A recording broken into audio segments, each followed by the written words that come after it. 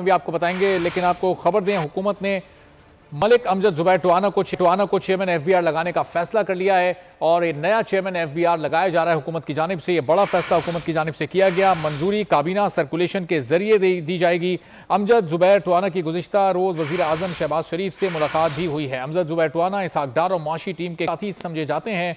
साबिक chairman FBR Asim Ahmed गुज़िश्ता जुमेरात को रिटायर हो चुके हैं। Amjad Zubair Tiwana member on land revenue operations के तौर पर एफबीआर में काम कर रहे हैं। हुकूमत ने मलिक अमजद जुबैर टोआना को चेयरमैन एफबीआर लगाने का फैसला कर लिया। अमजद जुबैर टोआना की तैनाती की समरी की मंजूरी काबीना सर्कुलेशन के जरिए देगी। अमजद जुबैर टोआना की गुज़िश्ता रोज वजीर आजम शहबाज शरीफ से मुलाकात हुई थी। अमजद जुबैर टोआना इसहाकडार और मुआशी टीम के करीब समझे जाते हैं।